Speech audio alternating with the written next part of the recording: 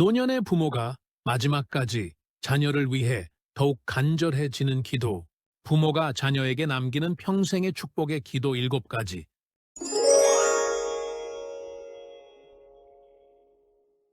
지난주 장례식장에서 저는 충격적인 장면을 목격했습니다.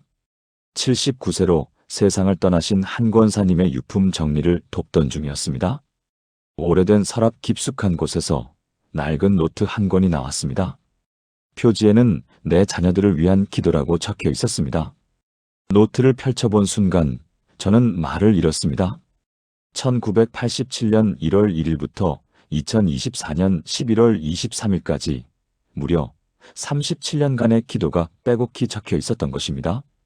하나님, 우리 큰아들이 대학 입시 합격하게 해주세요. 1987년.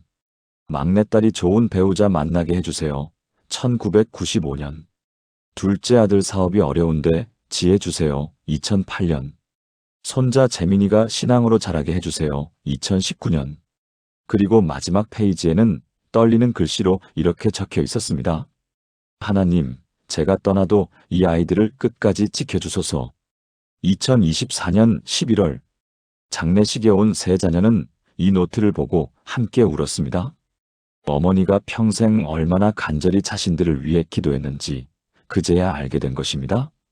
여러분, 혹시 이런 생각 해보신 적 있으신가요? 내가 이 세상을 떠나면 누가 우리 아이들을 위해 기도해 줄까? 내가 없어도 하나님께서 이 아이들을 지켜주실까? 자녀에게 무엇을 남겨야 진짜 축복이 될까? 오늘 저는 여러분께 말씀드립니다. 부모가 자녀에게 남길 수 있는 가장 강력한 유산은 재산도, 명예도, 지식도 아닙니다. 그것은 바로 평생의 축복 기도입니다. 성경은 이렇게 말씀하십니다. 의인의 간구는 역사하는 힘이 큽니다. 부모의 기도는 자녀의 인생을 바꾸고 자녀의 자녀까지 영향을 미칩니다. 그런데 많은 분들이 이렇게 말씀하십니다. 목사님, 저는 이제 나이가 들어서 기도도 잘 안 돼요. 기억력도 나빠지고 집중도 안 되는데 무슨 기도를 하겠어요? 아닙니다. 오히려 노년의 기도가 더 강력합니다. 왜냐하면 그 기도 속에는 평생의 경험과 깊어진 믿음과 절박한 사랑이 담겨 있기 때문입니다. 오늘 저는 여러분과 함께 자녀에게 남기는 평생의 축복 기도 7가지를 나누고자 합니다. 이 기도들은 단순한 소원이 아닙니다. 하나님의 약속에 기초한 능력 있는 기도입니다.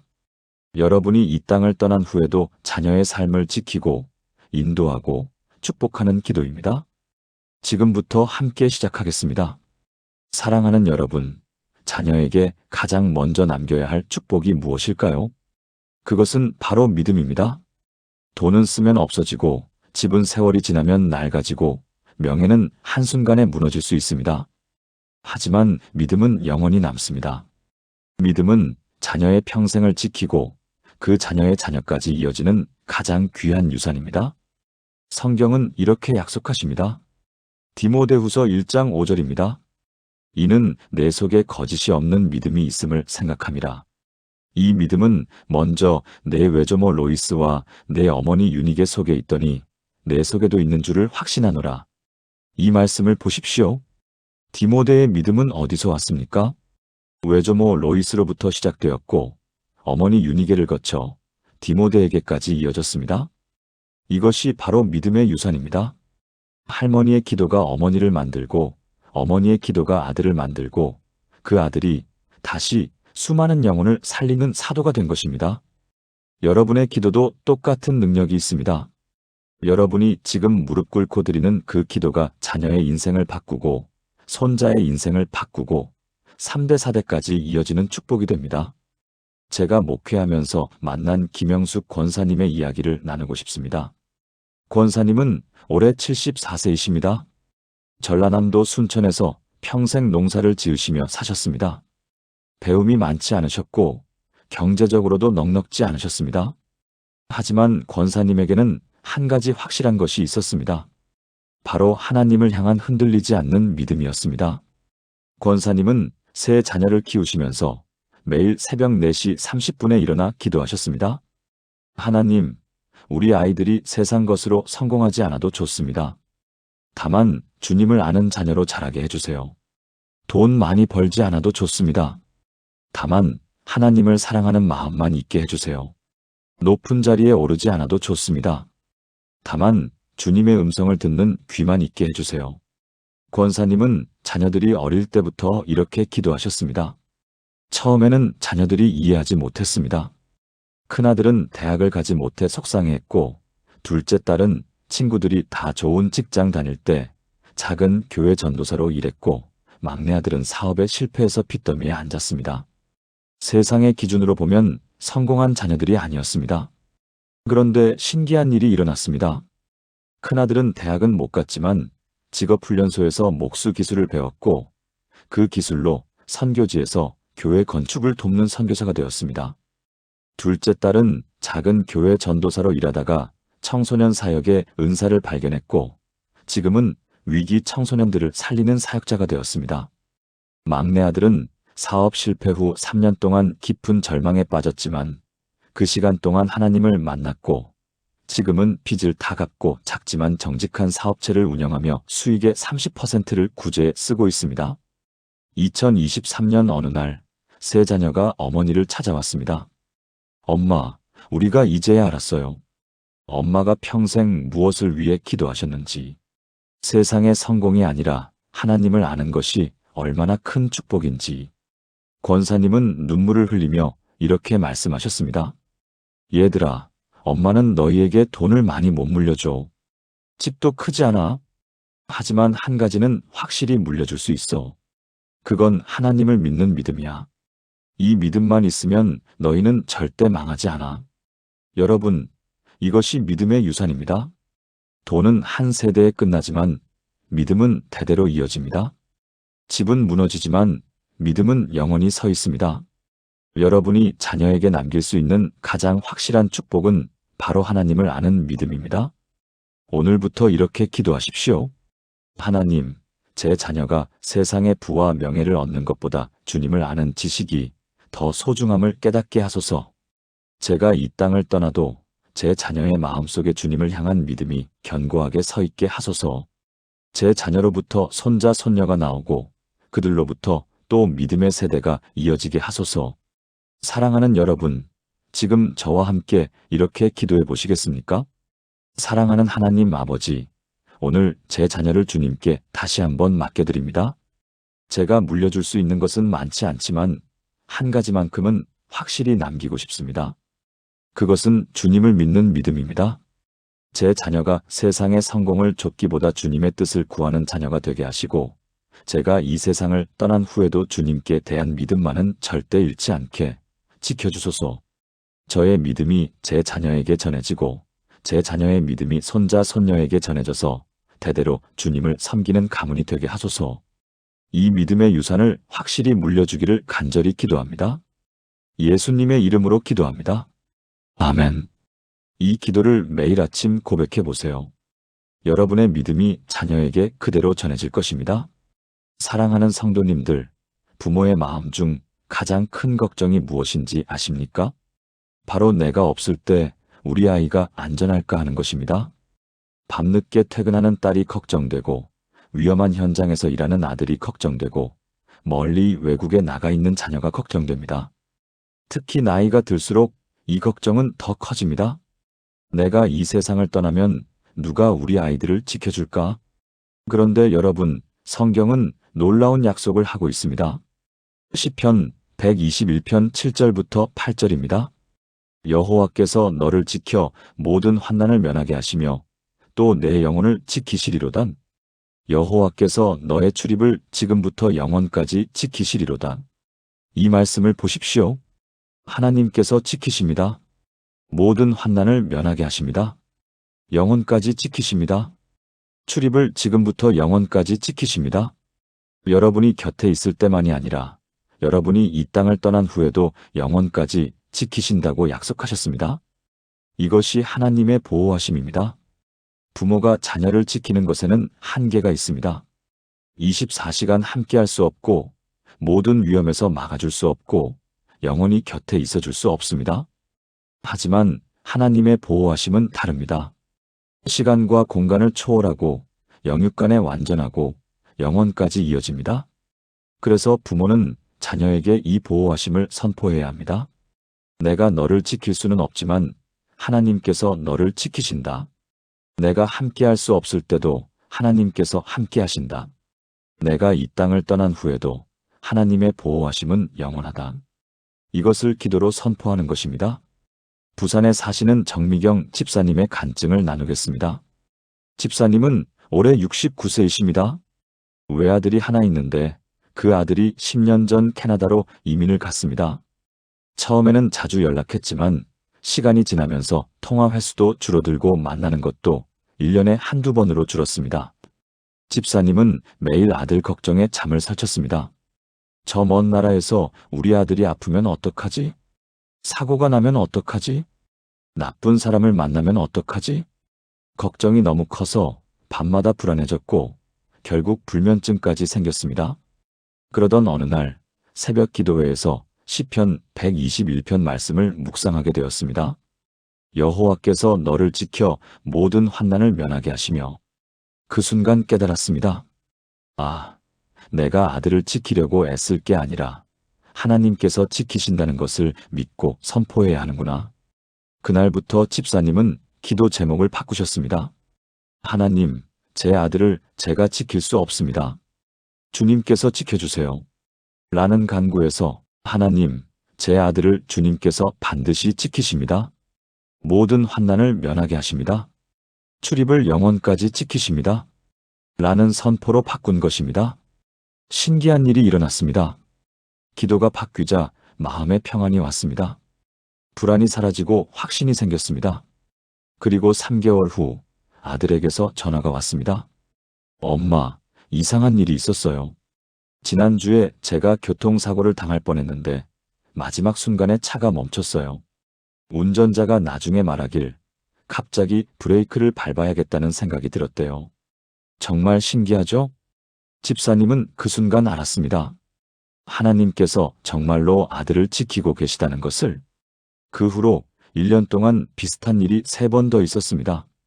큰 병에 걸릴 뻔했는데 조기 발견되어 치료받은 일 사기를 당할 뻔했는데 마지막 순간에 직감이 와서 피한 일, 위험한 지역에 갔다가 무사히 돌아온 일. 아들은 이제 이렇게 말합니다. 엄마, 저 혼자 사는 게 아니에요. 하나님이 저를 지키고 계세요. 엄마의 기도가 저를 살렸어요. 여러분, 이것이 보호하심을 선포하는 기도의 능력입니다. 우리가 자녀를 직접 지킬 수 없을 때 하나님께서 대신 지키십니다. 우리가 함께할 수 없을 때 하나님께서 함께하십니다. 우리가 이 땅을 떠난 후에도 하나님의 보호하심은 계속됩니다. 그러니 이제 걱정을 내려놓으십시오. 불안을 내려놓으십시오. 그리고 하나님의 보호하심을 담대히 선포하십시오. 내 자녀는 하나님의 보호하심 가운데 있다. 모든 환난을 면하게 하신다. 출입을 영원까지 지키신다. 이것을 매일 선포하십시오. 그러면 여러분의 마음에 평안이 올 것이고 더 중요하게는 자녀의 삶 위에 하나님의 보호하심이 실제로 임할 것입니다. 사랑하는 여러분, 지금 저와 함께 이렇게 기도해 보시겠습니까? 전능하신 하나님 아버지, 오늘 제 자녀를 주님의 보호하심 가운데 맡겨드립니다. 제가 지킬 수 없는 순간에도 주님께서 지키시고 제가 함께할 수 없는 곳에도 주님께서 함께하십니다.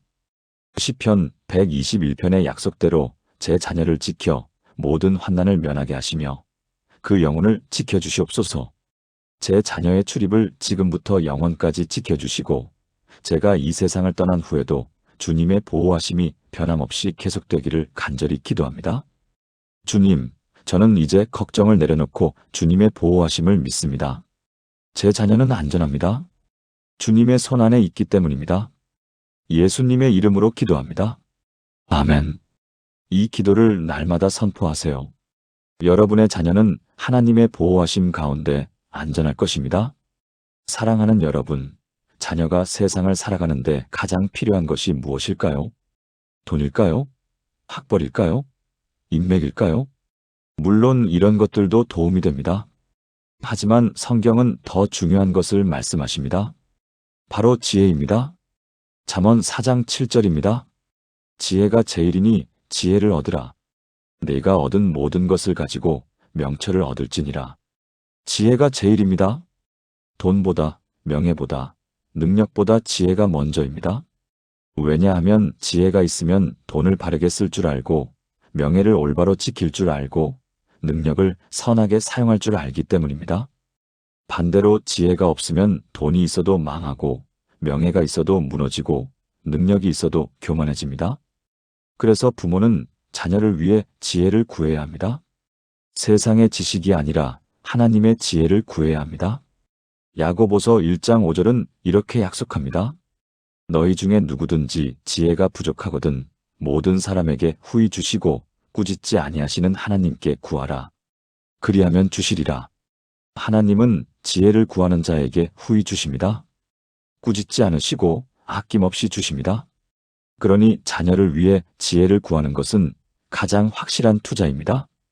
대구에 사시는 이순덕 권사님의 이야기를 나누겠습니다. 권사님은 올해 76세이십니다. 딸이 하나 있는데 그 딸이 40대 중반입니다. 딸은 대학도 좋은 곳을 나오고 대기업에 다니며 능력도 인정받았습니다. 그런데 문제가 있었습니다. 똑똑하고 능력은 있는데 인간관계가 늘 어려웠습니다. 직장에서 동료들과 갈등이 많았고 상사와도 자주 부딪혔고 결국 몇 년마다 이직을 반복했습니다. 결혼도 했다가 이혼했고 재혼했다가 또 갈등을 겪고 있었습니다. 권사님은 딸을 보며 가슴이 아팠습니다. 우리 딸은 왜 이렇게 힘들게 살까? 머리는 좋은데 왜 관계는 이렇게 어려운 걸까? 그러던 중 어느 새벽 기도회에서 잠언 4장 7절 말씀을 들었습니다. 지혜가 제일이니 지혜를 얻으라. 그 순간 깨달았습니다. 아, 우리 딸에게 부족한 게 지식이 아니라 지혜구나. 똑똑함이 아니라 분별력이구나. 그날부터 권사님은 딸을 위해 매일 이렇게 기도하셨습니다. 하나님, 우리 딸에게 지혜를 주세요. 세상의 지식이 아니라 하나님의 지혜를 주세요. 사람을 대하는 지혜, 말을 조심하는 지혜, 듣는 것에 지혜를 주세요. 교만하지 않고 겸손한 지혜, 자기 주장만 하지 않고 상대를 배려하는 지혜를 주세요. 처음 3개월은 아무 변화가 없었습니다. 딸은 여전히 직장에서 스트레스를 받았고 가정에서도 갈등이 계속되었습니다. 하지만 권사님은 포기하지 않고 계속 기도하셨습니다. 6개월이 지났을 때 작은 변화가 시작되었습니다. 딸이 어느 날 전화를 했습니다. 엄마, 오늘 직장에서 이상한 일이 있었어요. 팀장님이 저한테 화를 내는데 평소 같으면 제가 바로 대들었을 거예요. 그런데 오늘은 갑자기 일단 듣자는 생각이 들었어요. 그래서 끝까지 들었더니 팀장님 말씀이 맞더라고요. 제가 실수한 부분이 있었어요. 권사님은 그 순간 눈물이 났습니다. 아, 하나님께서 우리 딸에게 듣는 지혜를 주고 계시구나. 그 후로 변화가 가속화되었습니다. 1년 후 딸은 직장에서 처음으로 올해의 우수 팀원으로 선정되었습니다. 능력 때문이 아니라 협력과 소통이 좋아서였습니다. 2년 후 남편과의 관계도 회복되기 시작했습니다. 딸이 먼저 사과하고 남편의 입장을 이해하려고 노력하면서 가정에 평화가 찾아왔습니다. 3년이 지난 지금 딸은 이렇게 말합니다. 엄마, 제가 변한 게 엄마의 기도 때문이라는 걸 알아요. 저는 똑똑한 사람이 되려고 노력했는데 하나님은 저를 지혜로운 사람으로 만들고 계세요. 이제야 알았어요. 지혜가 얼마나 중요한지. 여러분, 이것이 지혜를 구하는 기도의 능력입니다. 자녀가 아무리 똑똑해도 능력이 있어도 지혜가 없으면 인생이 힘듭니다. 하지만 지혜가 있으면 모든 것이 바르게 흘러갑니다. 관계가 회복되고 일이 풀리고 가정이 화평해집니다. 그러니 자녀를 위해 지혜를 구하십시오. 야고보서의 약속대로 하나님께서 후히 주실 것입니다. 사랑하는 여러분, 지금 저와 함께 이렇게 기도해 보시겠습니까? 지혜의 근원이신 하나님 아버지, 오늘 제 자녀를 위해 지혜를 구합니다. 세상의 지식이 아니라 하나님의 지혜를 주시옵소서. 잠언 4장 7절 말씀대로 지혜가 제일임을 제 자녀가 깨닫게 하시고 모든 것보다 지혜를 구하는 자녀가 되게 하소서. 사람을 대하는 지혜, 말을 조심하는 지혜, 듣는 것에 지혜를 주시고 교만하지 않고 겸손한 지혜, 자기 유익만 구하지 않고 남을 배려하는 지혜를 주소서. 야고보서 1장 5절 약속대로 제 자녀에게 지혜를 후히 주시고 그 지혜로 인생의 모든 문제를 슬기롭게 해결하며 살게 하소서.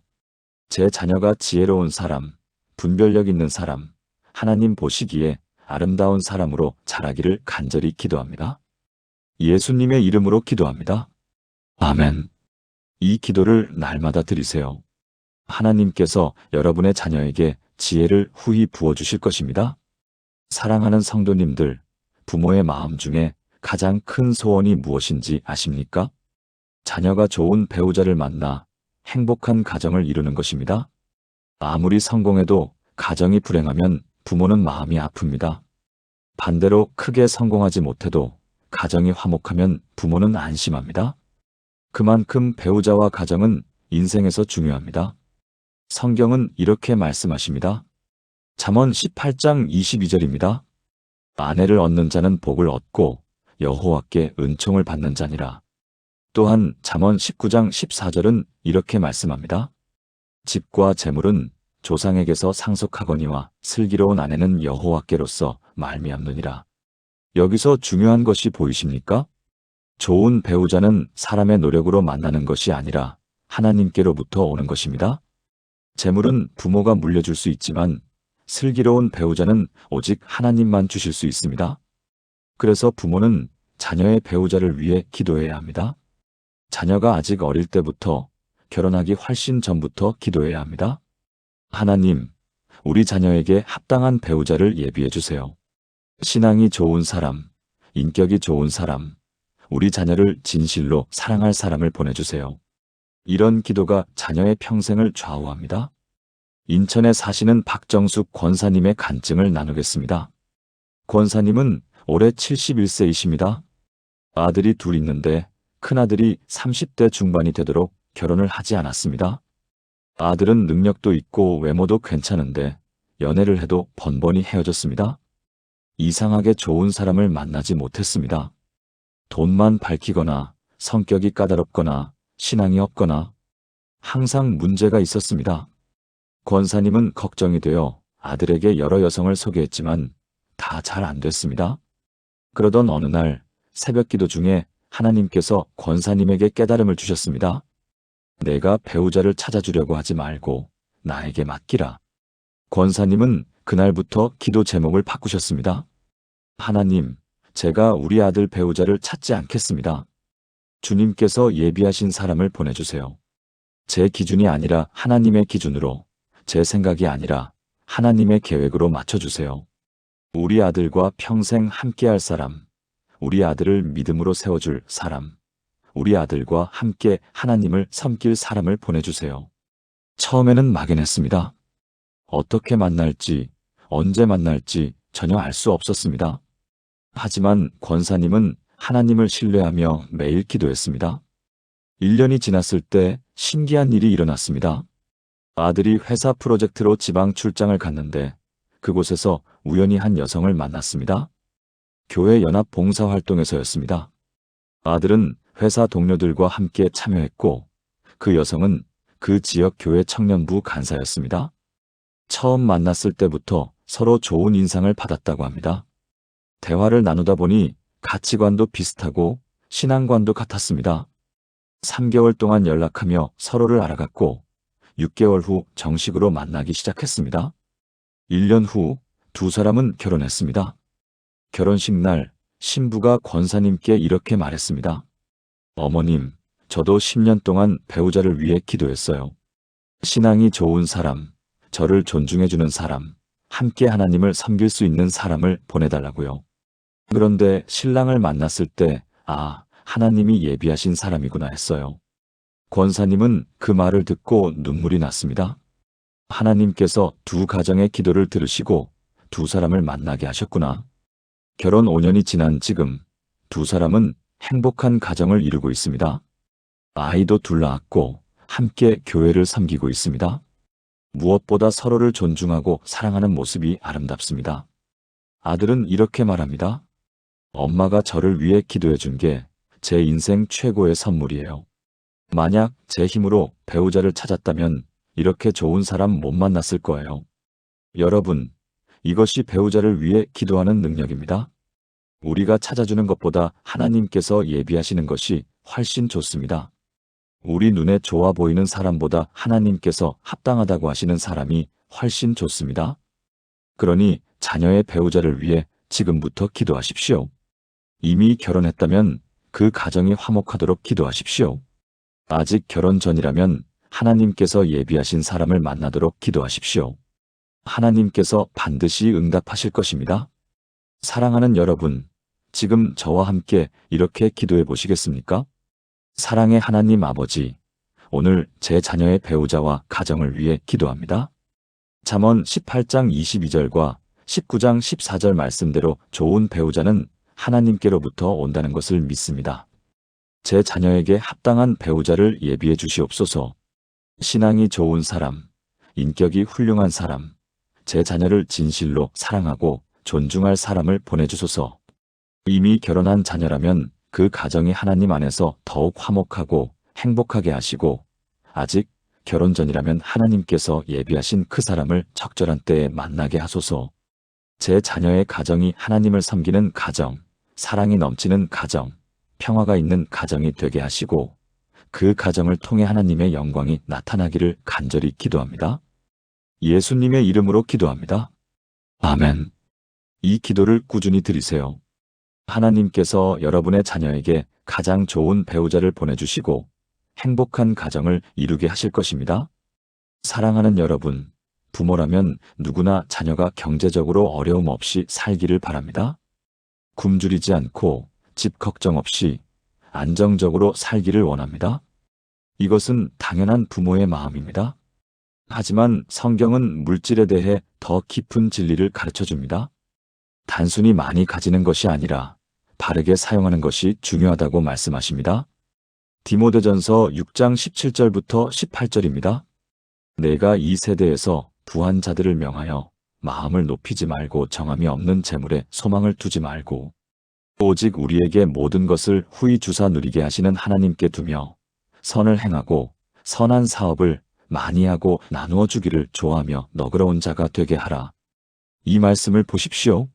하나님은 우리에게 모든 것을 후히 주십니다. 이것은 하나님의 축복입니다. 하지만 그 축복의 목적이 있습니다. 마음을 높이지 말고 재물에 소망을 두지 말고 선을 행하고 나누어 주고 너그러운 자가 되라는 것입니다. 이것이 바로 청지기 정신입니다. 내 것이 아니라 하나님께서 맡기신 것, 나만을 위한 것이 아니라 나누기 위한 것이라는 정신입니다. 부모가 자녀에게 진정으로 축복하고 싶다면 단순히 돈 많이 벌게 해주세요가 아니라 물질을 바르게 사용하는 청지기가 되게 해주세요라고 기도해야 합니다. 왜냐하면 돈이 많아도 바르게 쓰지 못하면 불행해지지만 적어도 바르게 쓰면 행복해지기 때문입니다. 광주에 사시는 최영자 권사님의 간증을 나누겠습니다. 권사님은 올해 73세이십니다. 딸이 하나 있는데 그 딸이 젊은 나이에 사업에 성공했습니다. IT 관련 회사를 차렸는데 운이 좋게도 크게 성공했습니다. 30대 중반에 이미 수십억 원의 자산을 모았습니다. 처음에는 권사님도 기뻐했습니다. 우리 딸이 잘 됐구나. 이제 걱정 없겠구나. 하지만 시간이 지나면서 문제가 보였습니다. 딸이 점점 교만해지고 돈에 집착하고 사람을 무시하기 시작했습니다. 교회도 안 나가고 헌금도 안 하고 가난한 사람들을 능력 없는 사람들이라고 무시했습니다. 권사님은 가슴이 아팠습니다. 돈은 벌었는데 마음은 가난해졌구나. 재산은 늘었는데 영혼은 메말라가는구나. 권사님은 딸을 위해 기도 제목을 바꾸셨습니다. 하나님, 우리 딸에게 돈을 더 주시지 마세요. 대신 청지기 정신을 주세요. 재물이 주인이 아니라 도구라는 것을 깨닫게 하세요. 가진 것을 나누는 기쁨을 알게 하세요. 처음에는 아무 변화가 없었습니다. 딸은 여전히 돈을 벌고 모으고 자랑했습니다. 하지만 권사님은 포기하지 않고 3년간 매일 같은 기도를 했습니다. 그러던 중 사건이 일어났습니다. 딸의 회사가 갑자기 큰 어려움에 빠졌습니다. 사업 파트너가 배신했고 큰 손해를 입었고 파산 직전까지 갔습니다. 딸은 처음으로 무너졌습니다. 평생 돈만 믿고 살았는데 그 돈이 한순간에 사라질 수 있다는 것을 알게 된 것입니다. 절망 속에서 딸은 어머니를 찾아왔습니다. 엄마, 나 이제 어떡해? 내가 가진 게 다 사라져. 권사님은 딸을 안아주며 말씀하셨습니다. 얘야, 이제야 너는 진짜 중요한 걸 배울 수 있게 됐어. 돈이 내 주인이 아니야. 하나님이 내 주인이시지. 돈은 언제든 없어질 수 있지만 하나님은 영원하셔. 그날부터 딸이 변하기 시작했습니다. 회사는 다행히 완전히 망하지 않고 재기할 수 있었습니다. 하지만 딸의 태도가 완전히 달라졌습니다. 이번에는 번 돈의 30%를 구제와 선교에 썼습니다. 가난한 이웃을 돕고 교회를 섬기고 어려운 사람들에게 장학금을 주었습니다. 신기한 일이 일어났습니다. 나눌수록 회사가 더 잘 됐습니다. 이전보다 더 안정적으로 성장했고 직원들도 행복해했고 사업도 번창했습니다. 2년 후 딸은 이렇게 고백했습니다. 엄마, 예전에는 돈을 벌어도 불안했어요. 더 벌어야 한다는 강박이 있었어요. 그런데 지금은 적게 벌어도 평안해요. 나누는 기쁨을 알았거든요. 엄마가 기도해준 덕분에 저는 진짜 부자가 됐어요. 돈의 부자가 아니라 마음의 부자로요.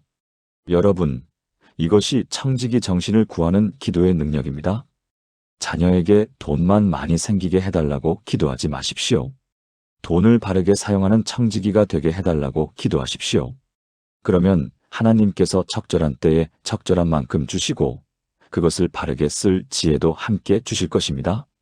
사랑하는 여러분, 지금 저와 함께 이렇게 기도해 보시겠습니까? 모든 것을 후히 주시는 하나님 아버지, 오늘 제 자녀의 물질을 위해 기도합니다. 디모데전서 6장 17-18절 말씀대로 제 자녀에게 필요한 만큼 물질을 주시되 그 물질로 인해 교만하거나 탐욕스러워지지 않게 하소서.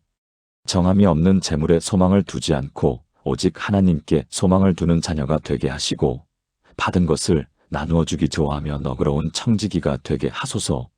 제 자녀가 물질의 주인이 아니라 청지기임을 깨닫고 하나님께 받은 것을 하나님의 뜻대로 사용하며 그것으로 많은 사람을 돕고 하나님께 영광 돌리게 하소서. 제 자녀에게 경제적 어려움이 없게 하시되 더 중요하게는 마음이 풍성한 사람이 되게 하시고 물질로 인해 시험에 들지 않고 오히려 축복의 통로가 되게 하소서. 예수님의 이름으로 기도합니다. 아멘. 이 기도를 날마다 드리세요. 하나님께서 여러분의 자녀를 진정한 부자, 영혼의 부자, 나누는 기쁨을 아는 청지기로 만드실 것입니다. 사랑하는 성도님들, 나이가 들수록 자녀의 건강이 더 걱정됩니다. 우리 아이가 아프지 않고 건강하게 오래 살았으면 이것은 모든 부모의 간절한 소원입니다. 특히 자신의 몸이 약해질수록 자녀의 건강이 더 눈에 들어옵니다. 성경은 건강과 장수에 대해 놀라운 약속을 하고 있습니다. 시편 91편 16절입니다. 그를 장수하게 함으로 그를 만족하게 하며 나의 구원을 그에게 보이리로다. 또한 출애굽기 20장 12절은 이렇게 말씀합니다. 내 부모를 공경하라. 그리하면 내 하나님 여호와가 내게 준 땅에서 내 생명이 길리라. 하나님은 장수를 약속하십니다. 그런데 중요한 것은 단순히 오래 사는 것이 아니라 만족하게 오래 사는 것입니다. 건강하게, 기쁘게, 의미 있게 오래 사는 것입니다.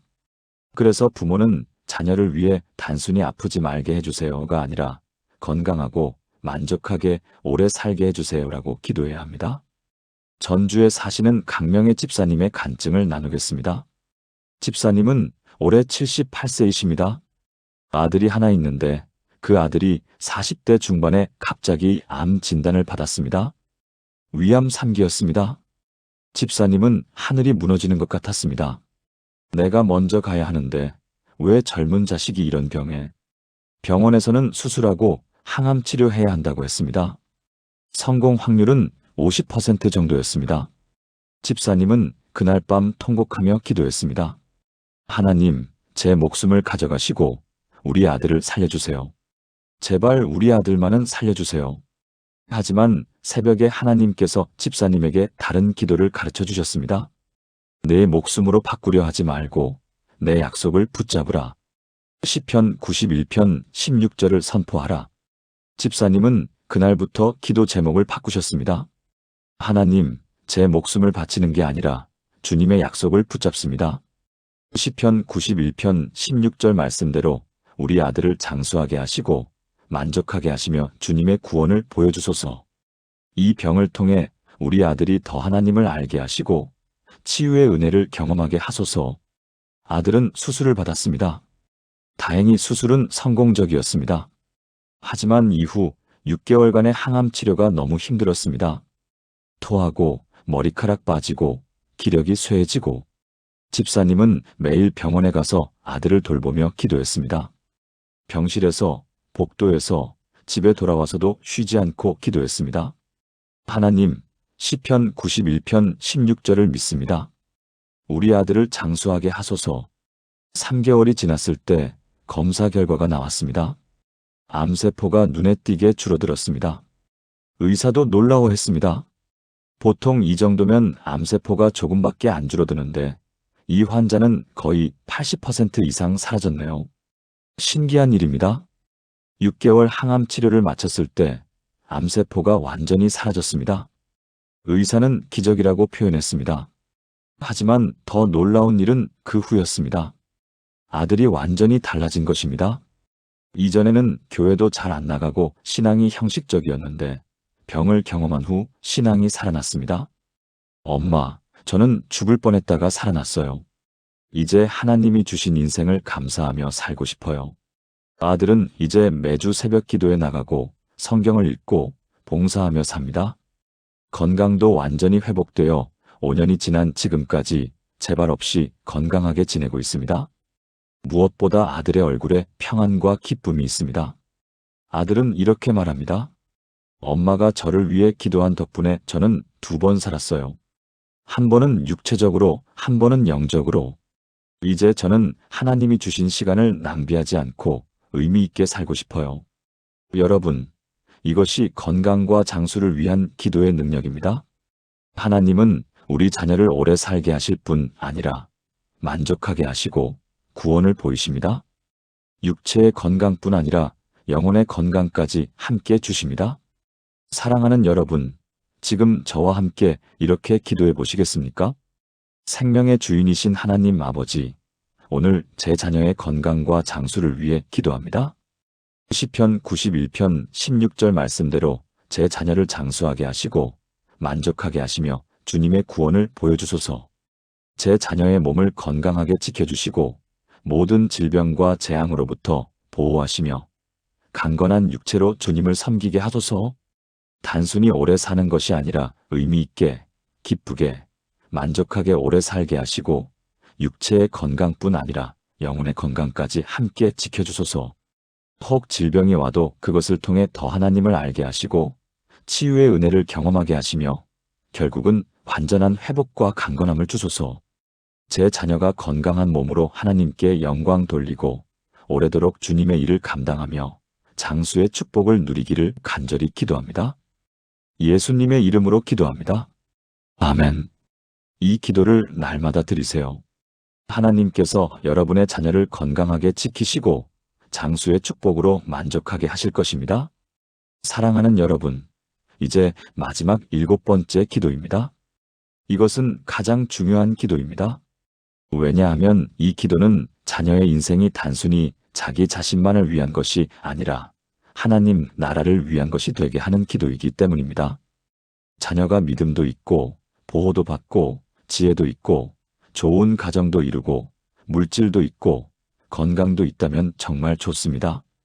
하지만 그 모든 것이 자기만을 위한 것이라면 진정한 의미가 없습니다. 하나님께서 우리에게 주신 축복은 우리만을 위한 것이 아니라 그 축복을 통해 다른 사람을 섬기고 하나님께 영광 돌리라고 주신 것입니다. 성경은 이렇게 말씀하십니다. 마태복음 6장 33절입니다. 너희는 먼저 그의 나라와 그의 의를 구하라. 그리하면 이 모든 것을 너희에게 더하시리라. 먼저 구할 것은 하나님의 나라입니다. 나의 성공이 아니라 하나님의 나라, 나의 행복이 아니라 하나님의 의입니다. 그것을 먼저 구할 때 나머지 모든 것은 하나님께서 더해 주십니다. 또한 사도행전 1장 8절은 이렇게 말씀합니다. 오직 성령이 너희에게 임하시면 너희가 권능을 받고 예루살렘과 온 유대와 사마리아와 땅 끝까지 이르러 내 증인이 되리라. 하나님께서 우리를 부르신 이유는 증인이 되라는 것입니다. 나만 잘 믿고 끝나는 것이 아니라 다른 사람에게 예수님을 전하는 증인이 되라는 것입니다. 그래서 부모는 자녀를 위해 이렇게 기도해야 합니다. 하나님, 우리 자녀가 자기만을 위해 사는 것이 아니라 하나님 나라를 위해 살게 하소서. 자녀의 인생이 증인의 인생이 되게 하소서. 주신 축복을 다른 사람을 섬기는 데 쓰게 하소서. 이것이 자녀에게 남기는 마지막이자 가장 중요한 축복 기도입니다. 수원에 사시는 오영란 권사님의 감동적인 간증을 나누겠습니다. 권사님은 올해 82세이십니다. 자녀가 셋인데 권사님은 자녀들이 어릴 때부터 한 가지 기도만 했다고 합니다. 하나님, 우리 아이들이 세상의 기준으로 성공하지 않아도 좋습니다. 다만 하나님 나라를 위해 쓰임받는 사람이 되게 해주세요. 주변 사람들은 이해하지 못했습니다. 집사님, 자녀들 출세해야죠. 좋은 대학 가고 좋은 직장 가야죠. 하지만 권사님은 흔들리지 않으셨습니다. 세상의 성공보다 하나님의 쓰임이 더 중요해. 큰딸은 의대를 갈 수 있었지만 신학대학에 갔습니다. 지금은 작은 시골 교회에서 전도사로 섬기고 있습니다. 돈은 적게 벌지만 매주 수십 명의 청소년들을 가르치며 그들의 인생을 바꾸고 있습니다. 둘째 아들은 로스쿨을 포기하고 NGO 활동가가 되었습니다. 아프리카에 가서 난민들을 돕고 있습니다. 현지에서 우물을 파고 학교를 짓고 복음을 전하며 수천 명의 생명을 살리고 있습니다. 막내딸은 피아니스트였는데 그 재능을 양로원과 병원에서 쓰고 있습니다. 매주 무료로 연주 봉사를 다니며 어르신들과 환자들을 위로하고 있습니다. 세상의 기준으로 보면 세 자녀 모두 성공하지 못했습니다. 돈도 많이 못 벌고 유명해지지도 못했습니다. 하지만 2023년 여름 세 자녀가 모두 모였을 때 함께 나눈 이야기가 있습니다. 큰딸이 말했습니다. 엄마, 저는 제 학생들이 변하는 걸 볼 때마다 너무 행복해요. 의사가 됐으면 몸은 고쳤겠지만 지금은 영혼을 고치고 있어요. 둘째 아들이 말했습니다. 엄마, 아프리카에서 제가 판 우물로 마을 사람들이 깨끗한 물을 마실 때, 제가 세운 학교에서 아이들이 글을 배울 때, 그게 세상에서 가장 큰 성공이에요. 막내딸이 말했습니다. 엄마, 제 연주를 들으시고 할머니 한 분이 살아야겠다고 하셨을 때, 저는 그게 세계 3대 콘서트홀에서 연주하는 것보다 더 의미 있다고 느꼈어요. 권사님은 세 자녀의 이야기를 들으며 눈물을 흘리셨습니다. 하나님, 감사합니다. 제 기도를 들어주셨습니다. 우리 아이들이 세상의 성공이 아니라 하나님 나라의 성공을 이루게 하셨습니다. 올해 권사님은 몸이 많이 약해지셨습니다. 의사는 길어야 1-2년이라고 했습니다. 하지만 권사님은 평안하십니다. 내가 곧 주님 곁으로 가겠지만 내 자녀들은 하나님 나라를 위해 살고 있어. 이보다 더 큰 유산이 어디 있겠어? 나는 자녀들에게 재산도 많이 못 남겼지만 하나님 나라를 위해 사는 삶을 보여줬어. 그게 최고의 유산이야. 여러분, 이것이 영적 사명을 위한 기도의 능력입니다. 자녀가 자기만을 위해 사는 인생이 아니라 하나님 나라를 위해 쓰임받는 인생을 살게 하는 것입니다. 이것이야말로 부모가 자녀에게 남길 수 있는 가장 위대한 축복입니다. 사랑하는 여러분, 지금 저와 함께 이렇게 기도해 보시겠습니까? 하나님 나라의 주인이신 하나님 아버지, 오늘 제 자녀의 영적 사명을 위해 기도합니다. 마태복음 6장 33절 말씀대로 제 자녀가 먼저 하나님의 나라와 하나님의 의를 구하는 자녀가 되게 하소서. 자기만을 위해 사는 것이 아니라 하나님 나라를 위해 살고 자기 유익만 구하는 것이 아니라 다른 사람을 섬기며 받은 것을 나누고 복음을 전하는 증인이 되게 하소서. 사도행전 1장 8절 말씀대로 성령의 권능을 받아 예루살렘과 온 유대와 사마리아와 땅 끝까지 이르러 주님의 증인이 되게 하시고 제 자녀가 있는 그곳이 어디든지 그곳에서 빛과 소금의 역할을 감당하게 하소서. 세상의 성공이 아니라 하나님 나라의 성공을 이루고 많이 가진 자가 아니라 많이 나누는 자가 되며 유명한 사람이 아니라 쓰임받는 사람이 되게 하소서. 제가 이 땅을 떠난 후에도 제 자녀가 하나님 나라를 위해 살아가는 모습을 통해 하나님께 영광이 돌려지기를 간절히 기도합니다. 예수님의 이름으로 기도합니다. 아멘. 이 기도를 날마다 드리세요. 하나님께서 여러분의 자녀를 하나님 나라를 위한 귀한 일꾼으로 세우실 것입니다. 지금까지 나눈 7가지 말씀을 하나의 기도로 드리겠습니다. 사랑하는 여러분, 함께 기도하시겠습니까? 전능하신 하나님 아버지, 오늘 이 시간 주신 평생의 축복기도 7가지를 감사드립니다. 첫째로 믿음의 유산을 물려주는 기도를 가르쳐 주시고, 둘째로 하나님의 보호하심을 선포하는 기도를 주시며, 셋째로 지혜와 분별력을 구하는 기도를 알려주시고, 넷째로 배우자와 가정의 축복을 구하는 기도를 주시며, 다섯째로 물질의 축복과 청지기, 정신을 구하는 기도를 가르쳐 주시고, 여섯째로 건강과 장수를 위한 기도를 주시며, 일곱째로 영적 사명과 하나님 나라를 위한 기도를 주신 하나님을 찬양합니다. 저는 고백합니다. 제 자녀 속에 거짓이 없는 믿음이 있고 그 믿음은 제게로부터 시작되어 손자 손녀까지 이어질 것입니다. 여호와께서 제 자녀를 지켜 모든 환난을 면하게 하시며 그 영혼을 지키시고 출입을 지금부터 영원까지 지키실 것입니다. 제 자녀에게 지혜를 후히 주시사 모든 일에 분별력 있고 슬기롭게 행하게 하실 것입니다. 제 자녀에게 합당한 배우자를 주시고 그 가정이 하나님 안에서 화목하고 행복하게 하실 것입니다. 제 자녀에게 필요한 물질을 주시되 청지기 정신으로 바르게 사용하며 나누는 기쁨을 누리게 하실 것입니다. 제 자녀를 장수하게 하시고 만족하게 하시며 하나님의 구원을 보여주실 것입니다. 제 자녀가 먼저 하나님의 나라와 의를 구하며 이 땅에서 주님의 증인으로 쓰임받게 하실 것입니다. 오늘부터 저와 제 자녀가 매일 이 7가지 기도를 붙잡고 살아가게 하소서. 이 기도가 우리 집의 기도가 되게 하시고 우리 가문의 기도가 되게 하시며 대대로 이어지는 축복의 기도가 되게 하소서. 제가 이 땅에 있을 때나 이 땅을 떠난 후에나 이 기도의 능력이 변함없이 제 자녀의 살 위에 임하기를 간절히 기도합니다. 하나님, 저는 이제 평안히 주님 곁으로 갈 수 있습니다. 제 자녀에게 가장 귀한 유산, 평생의 축복 기도를 남겼기 때문입니다. 이 모든 것이 주님의 은혜이심을 믿고 신뢰하며 의지합니다. 살아계신 예수 그리스도의 이름으로 기도합니다. 아멘. 사랑하는 여러분, 지금까지 자녀에게 남기는 평생의 축복 기도 7가지를 함께 나누었습니다. 첫째, 믿음의 유산을 물려주는 기도. 둘째, 하나님의 보호하심을 선포하는 기도. 셋째, 지혜와 분별력을 구하는 기도. 넷째, 배우자와 가정의 축복을 구하는 기도.